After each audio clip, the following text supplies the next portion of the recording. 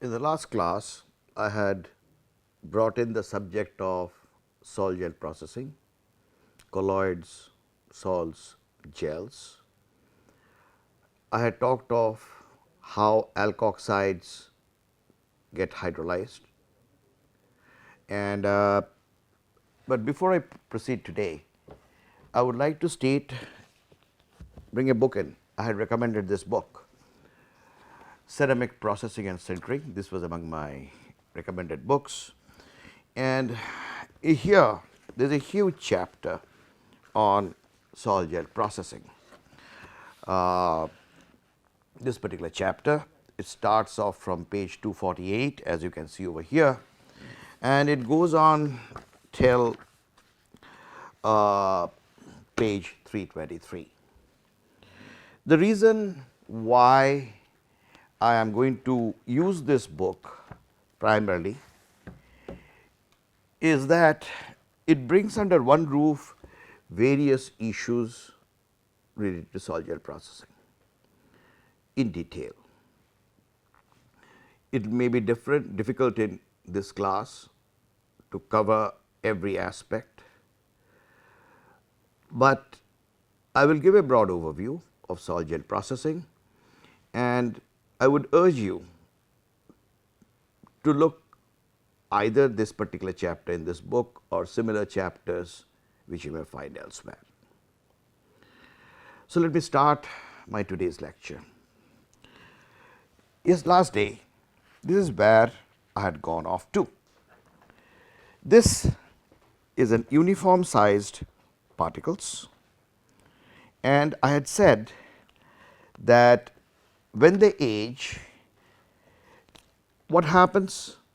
They sort of form a polymeric chain, loose agglomerates. I did say that this is possible with colloids, which are particulate suspensions, and also alkoxides. I did go on to say something more, that I could dry this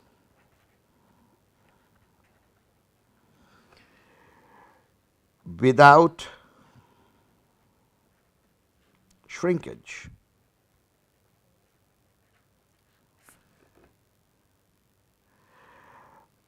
I could dry this without shrinkage, which leads to aerogels, whose examples I had given last class, and this is done by hypercritical drying.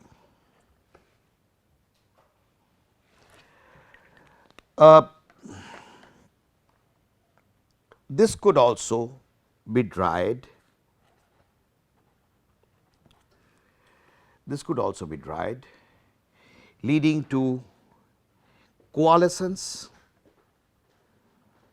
The solvent is all removed, giving you a zero gel. I had covered up to this in the last class. Now, let me talk of a typical way I would form a gel. My starting materials are tetraethyl orthosilicate, a eutectic mixture of ethyl alcohol water, and a drop of hydrochloric acid. What I would do is calculated amounts of TeOS plus ETOH water plus 1 drop acid and reflux it. I will not go into the point of refluxing, because I had talked of it earlier during a previous lecture. During this period, During acid catalyzed reactions, what happens? Polymerization occurs, leading to formation of SiO, SiO, SiO, Si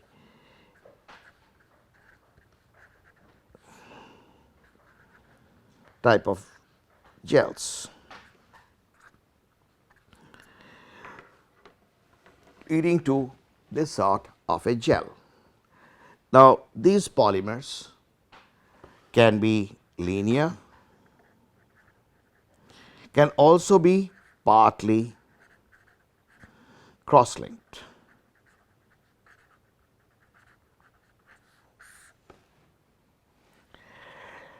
Now, I had stated here polymerization occurs. You see, question is how much polymerization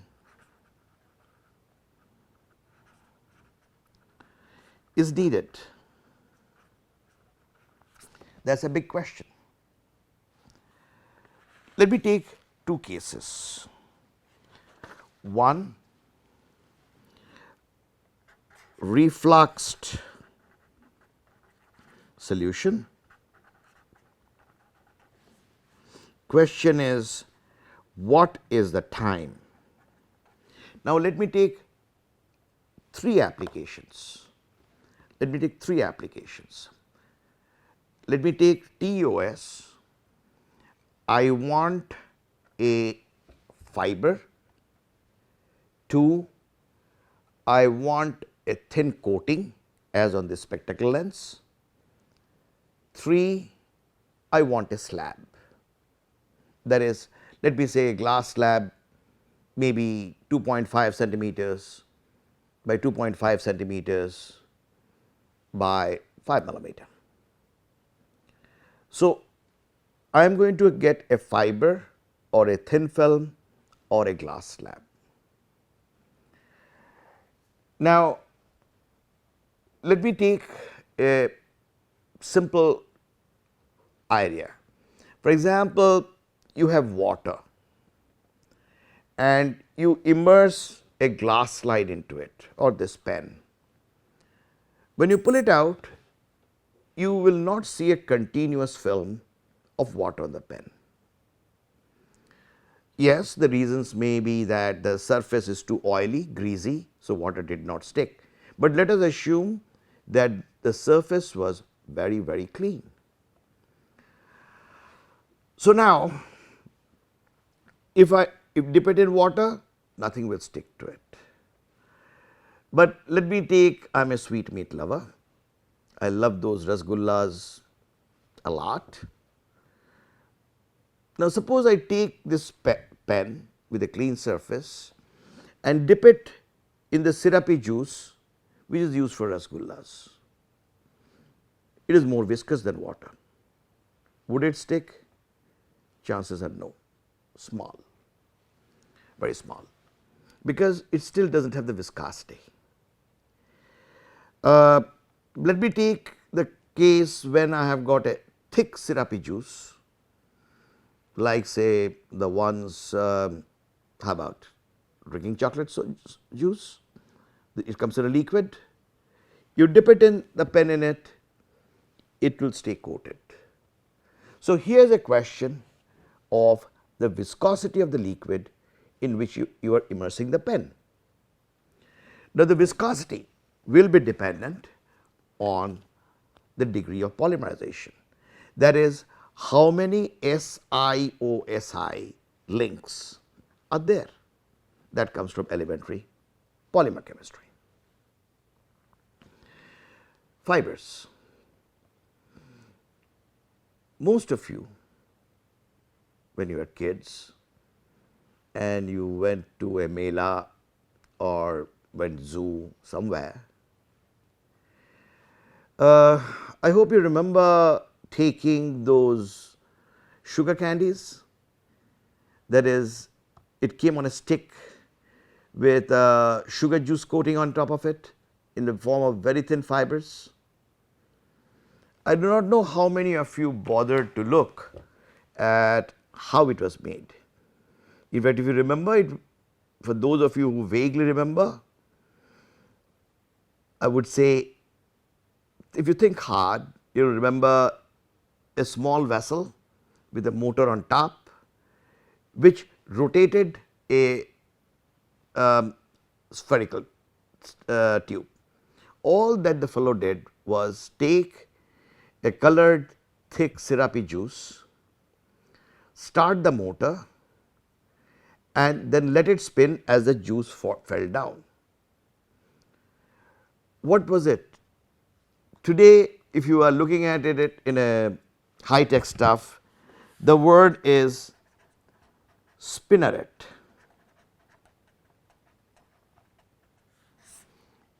It basically has this sort of a shape with plenty of holes right through, and when this spins, the juice or the sugar lace which is over here spins out through the holes, and what does the gentleman do who is selling it to you? All that he does, he holds a stick as the fibers are coming out, and there you have got your sugar candy. Now, here you have to realize that the viscosity again has to be very right, because if you look at the mechanics of how that sugar candy is made, you would see that the candy juice is thick enough, it is spun out through those fine holes of the spinneret which is there in the heart of the mela or the zoo somewhere, and as it is spun out within a, because the whole apparatus is no larger than possibly 8-inch, that is the revolving area.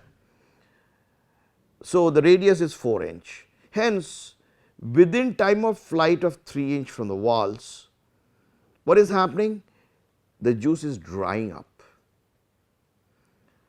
So, the amount of water, the viscosity, the flow rate of the juice through the orifice has to be so controlled that you get a sugar candy which is dry. And for those of you who do remember what it looked like when the gentleman drew the sugar candy, that sugar candy was perfectly dry. It was your saliva which wet it. So, if we are looking for alkoxide generated fibers, we would have to look at the same parameters as was used for making the sugar candy. That is, the degree of polymerization is important, the amount of polymers in the solution is important, the viscosity is important, the amount of solvent is important, because the spinning rate, the fineness of the fibers, the drying off of the solvent during its time of flight, which in the sugar candy machine was only 3-inch and they are dealing with water. And in alkoxide you are dealing with eutectic mixture of ethyl alcohol and water which has got a higher vapor pressure. If you do all that, sure, you can make the fiber. So, whether it is a coating or a fiber, you do require to maintain a watch over the viscosity, the degree of polymerization, and because I am talking of thin coatings or sugar candy like alkoxide fibers, which will be later on used for processing other materials, cloths, refractory cloths or whatever, it is better to have a linear polymer. Now, coming to the subject, the last one, when we are doing it in bulk, say 2.5 centimeter by 2.5 centimeter by 5 millimeter. Well, there also degree of polymerization does play a big role, because when I want bulk, I will be going in for zero-gel and not aerogel. It means that during evaporation, the liquid will go off and leading to collapse of the polymer structure, giving you a dense film. So, here also we have to consider the degree of polymerization, the viscosity also. Now, let me say take the question of the bulk material. Let us say I have refluxed the solution, obtained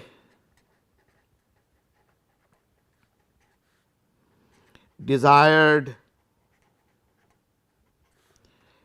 degree of polymerization.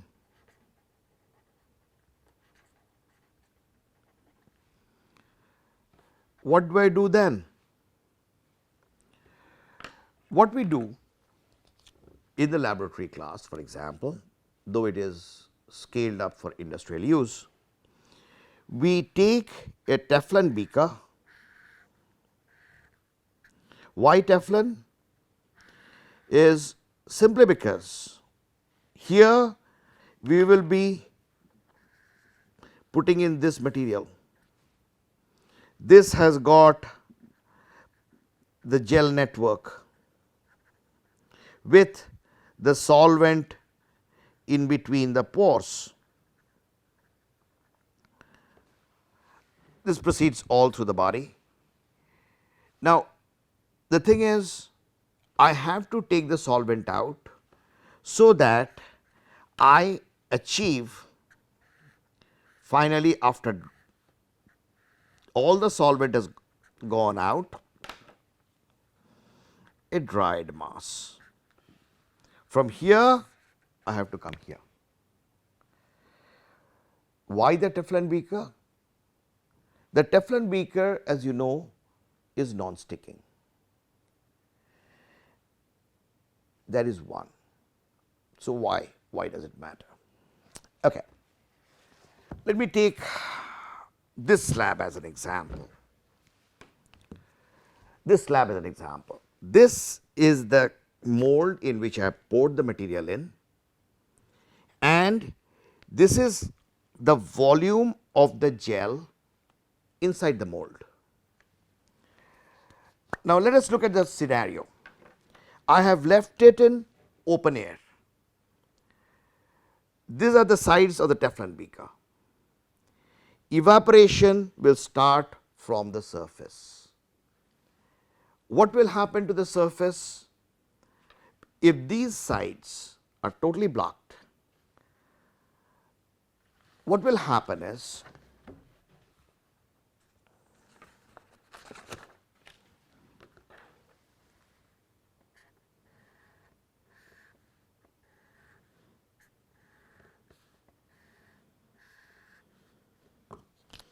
let us say this was the original amount of the gel solution. Surface evaporation is occurring.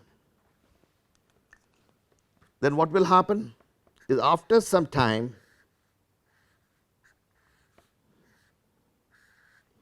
we will see the surface warp,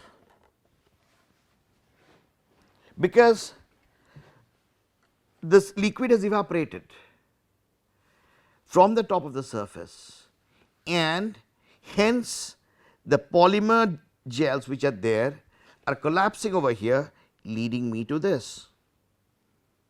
Let us say this was not a Teflon beaker.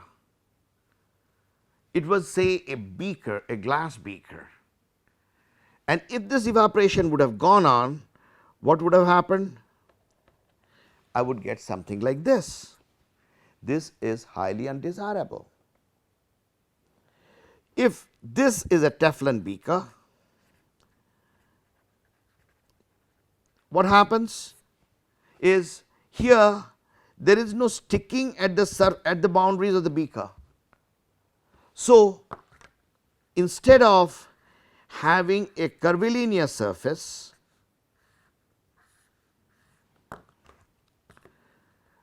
I would still get some bending, but the volume would keep going down in this fashion due to evaporation from surface. Now, there are issues, there are problems, this is not what we want, because ultimately what we want is a body like this that is perfectly dried. I will come to those issues, but the first issue I dealt with is here. The biggest important thing is surface evaporation, or evaporation from all sides has to be uniform. You see, this is where fibers, which I talked of earlier, or thin coatings as on my glass spectacle lens, have an advantage, because they are so thin, the bulk, the distance through which the vapors will have to come out is small. Hence, fabrication of fibers or coatings is in a way little more easier than making the bulk. So, if I have this gel solution and from here to come here, which is my desired end goal, while this is certainly not my desired end goal, I would have to do very careful drying. And well, we have got a lot of thermogravimetric experiments which we do. Let me draw a graph.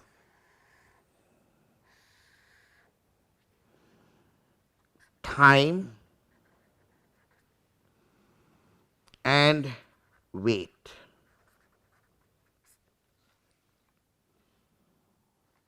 At 0 time and 0 weight, let us say over here we have a gel. Let us theoretically assume there is the structure of the gel is such that these are the fibers. For simplicity's sake, I am drawing in this fashion. These are the fibers, and it is filled up to the liquid over here.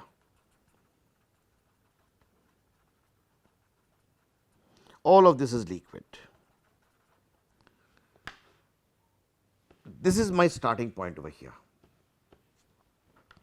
If I look at the weight, I will see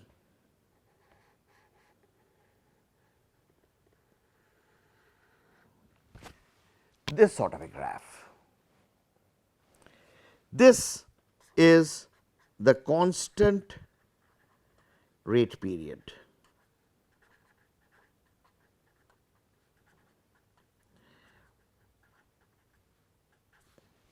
This is a constant rate period. Here, this is generally labeled as falling rate period, or FRP1, FRP, but this is generally broken up into two. I have FRP 1 and I have FRP 2. What are these FRPs all about? It is how the gel is drying. That is what it is all about. This is what is the sort of structural change that is happening in the gel during this period. First of all, you have to realize that in this structure, the blue lines are the polymeric gels, sorry, and the red dots are the solvent. So, essentially there is a capillary effect. The solvent, when it is drying, will go out through a capillary effect. In this constant rate period, CRP, capillary effect is less or equal to 3%. Because why? Most of the time this liquid at the surface is going out, liquid is not coming out through here. The contribution of FRP1, which in case of TEOS ranges over a temperature of 150 to 250 degrees centigrade, this is about 33%. That is the capillary effect. What is happening during this particular capillary effect? I will come to a bit later. And the FRP2, it is about 63%. In essential, what I am saying is the evaporation of the solvent through capillary effect plays a huge role. This is a make or break technology. Why? To illustrate it very simply, let us say we have a large capillary and let us say we have a small capillary. This is the surface layer of the liquid, this is the surface layer of the liquid. Now, as the liquid evaporates, there is due to the larger surface to volume, cracks tend to develop, and hence during bulk fabrication we have to be very careful as to how the capillary effect affects the formation of the rigid gel. You will see in the literature that to control this evaporation rate, people add what they call drying control additives or DCA. These drying control additives are added before the pouring it into the mold.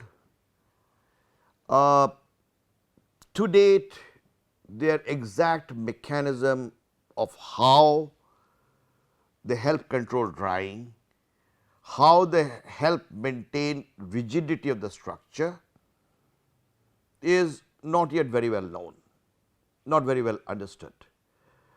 But if you ask me, does it work? Yes, it works. But yes, it works to maintain the rigid structure. The problem is your job does not end with drying the gel. You have to convert it to a solid which is transparent, dense, 100% fully dense material. It is at this point all these drying control additives create a problem because they do not burn off cleanly. For example, oxalic acid, it is a drying control additive. In fact, oxalic acid is used while making ultrafine ceramic powders, so that during the calcination step, the oxalic acid decomposes to give very cleanly burns to give you carbon dioxide and water, and that prevents particles from agglomerating during calcination step. But here, though we are talking of calcination, yet what are we talking of is in a rigid monolithic body, and their clean burning of these drying control additives are quite difficult. In fact, they cause more problems than they solve, even as they, I will say, do help maintain the structure or the rigidity of the structure.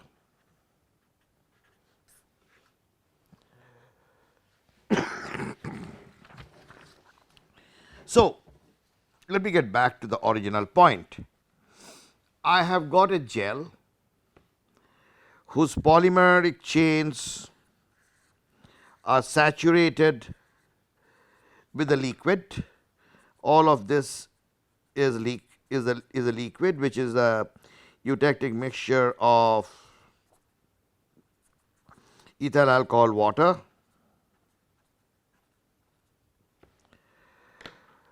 Now, when this dries, what will first happen is that,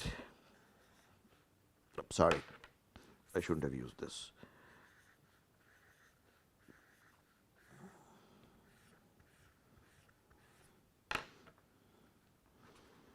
All excess solvent removed. That is, now they are filled right to the front of the capillary surface with the ethyl alcohol water mixture all over. This would appear like, say, a sponge which you have immersed in water is full of water, but there is no extra water. This is how it is. This is where the constant rate period comes in. At this stage, if drying has to go on, the drying will lead to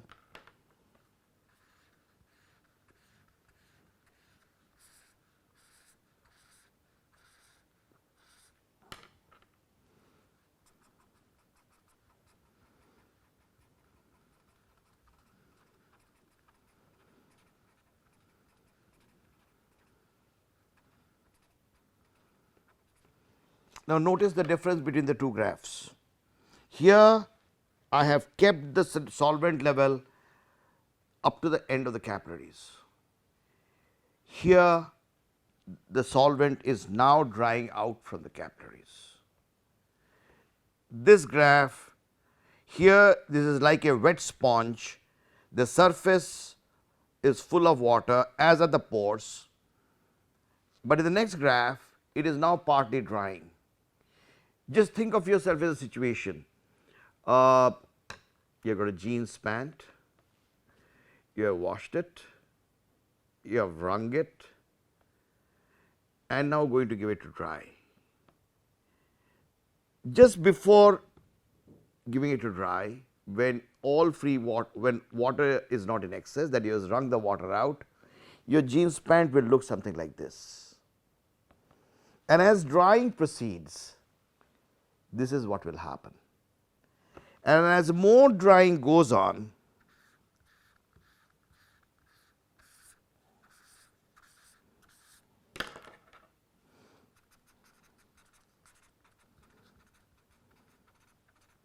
the solvent front has been pushed to the back. Now, I have drawn it very simplistically. Now, think of your jeans pant. It's a, the question we put is, you are drying a jeans pant in summer and in winter, equally sunny day. In which weather would your jeans pant show more warpage? That is, it would contract in an uncontrolled manner. I will leave that question for you to answer, because that is exactly what is happening over here. That is at the heart of the technique, whole thing. During this process, from here to here, as the solvent layer recedes, what will happen? These polymeric chains will try to bend if there is flexibility.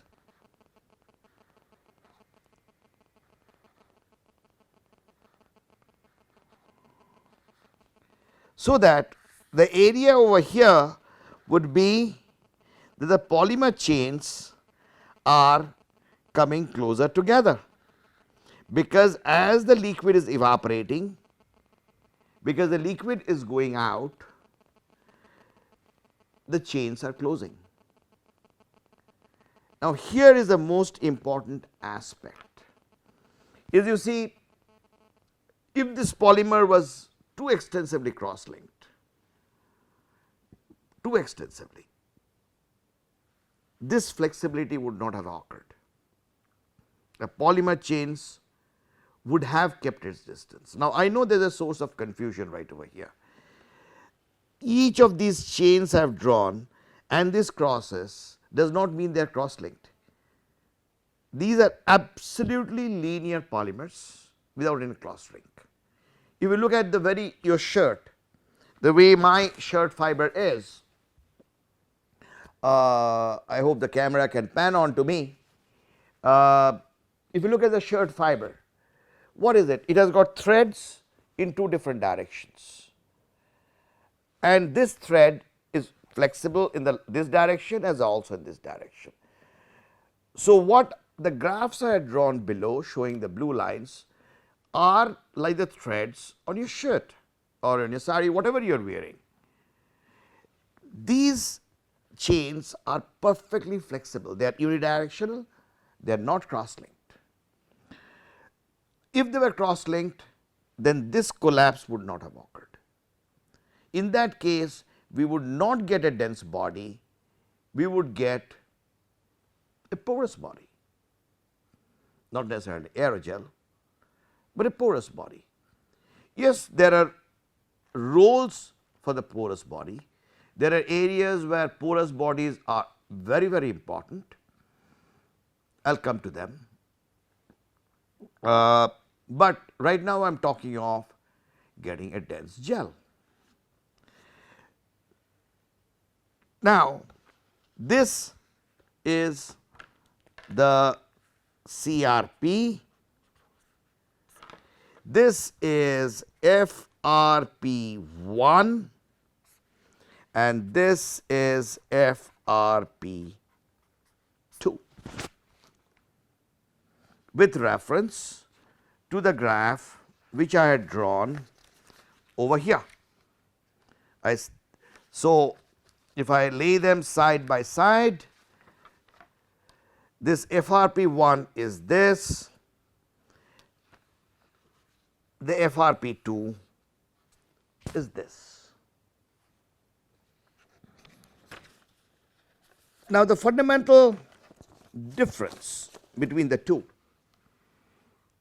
is that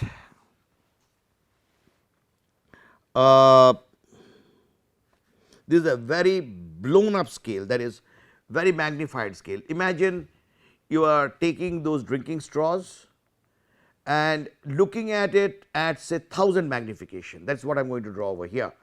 Those thin straws 2 millimeter, you are magnifying it and now looking at it. What I would see is,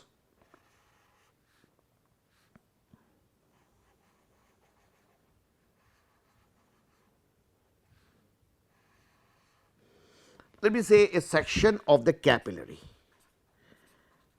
That is what I am seeing. In the FRP1 stage, this is full. So, the solvent evaporates through it. This is in the FRP1 state, while in the FRP2 state,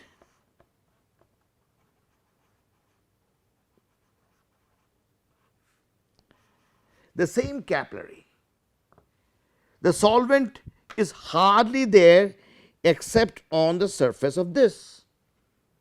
That is the FRP2 state.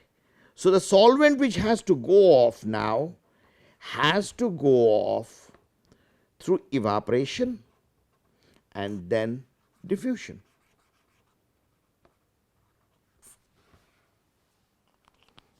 Similarly, from this side. Now, this is where the FRP2 stage cuts in, and this is exactly at this last stage of drying has drying got to be very, very careful, because here there is no excess solvent as in FRP1, and as the solvent evaporates, it will have its own stress forces generated on the capillaries, on these capillaries, and as a result, as these capillaries collapse, cracking may occur. It is at this stage drying has to be very, very careful. So, if I am going to say fabricate a 2.5 centimeter by 2.5 centimeter by 5 millimeter thick ultra pure silica slab, I would start off with gelation, that is mixing calculated amounts of tetraethyl orthosilicate, ethyl alcohol water, acid, refluxing it for the time that we have designed based on trial runs, and have that liquid. I would take that liquid in a Teflon beaker,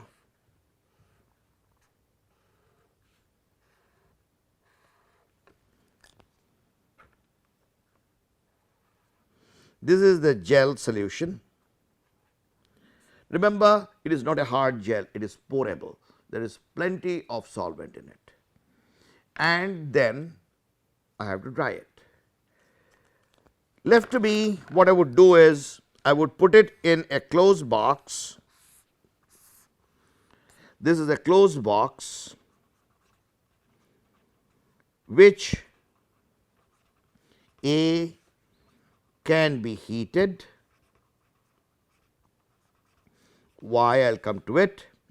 B, steam can be injected.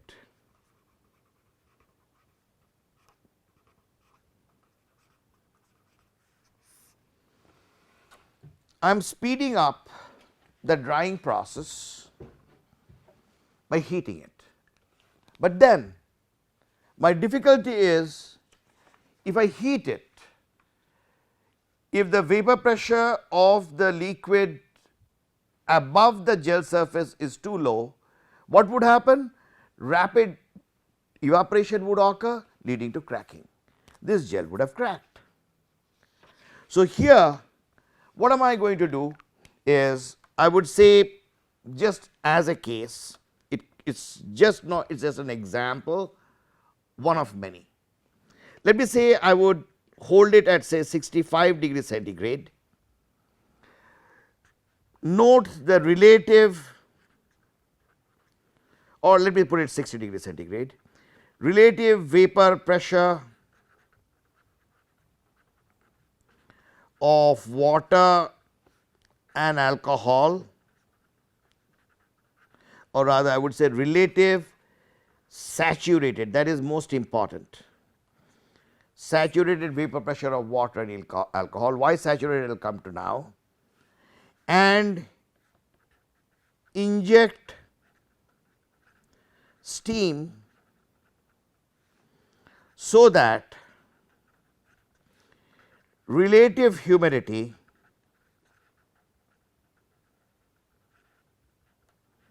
in chamber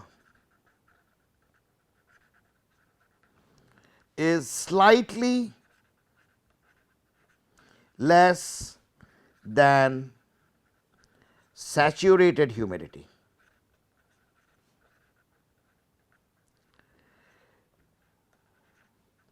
The saturated word is very important. You see, at 60 degrees centigrade, the amount of moisture air can hold will be 1, it will be different at 65, it will be different at 55. My goal is to control the evaporation rate from this gel solution, so that it is always near equilibrium. I am speeding up the drying by increasing the temperature, but at the same time I am injecting steam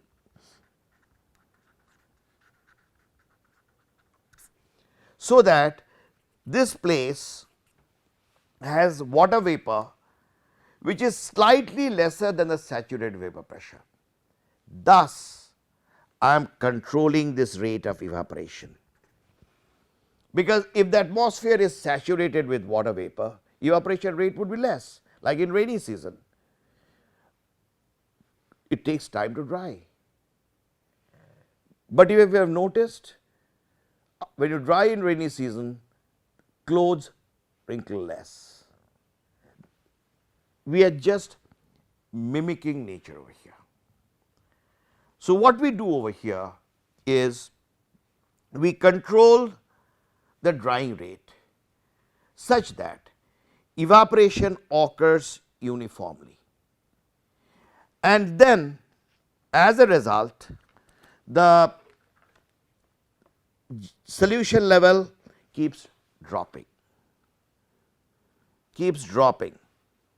There comes a certain stage when there is no extra solvent.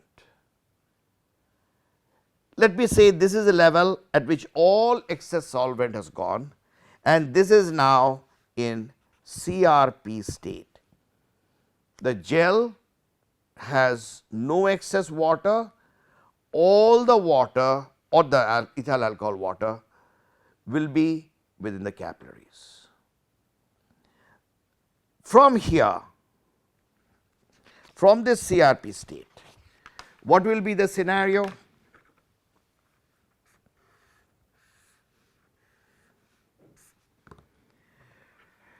If this is where I am now, as I had drawn over here, here I am in CRP, constant rate period state, there is no excess water,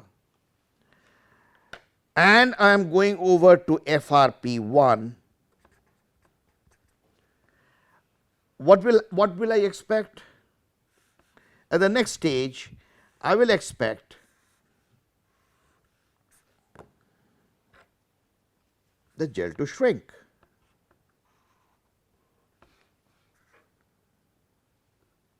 Now, this is where Teflon comes in. If I use any other material, it would have formed a meniscus like this, which I do not want.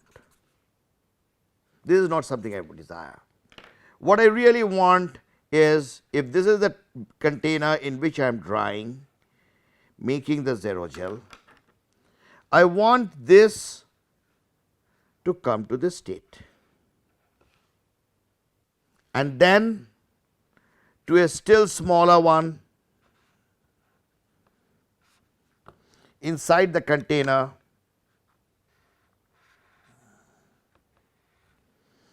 and then finally after FRP2 this. Now, here you can see that I have played one trick. I am talking of evaporation from the surface, I am talking of evaporation from the surfaces, but look, the bottom is stuck to the bottom. So, evaporation would be low from here. And if you are not very careful about this drying process, you know where you will land up?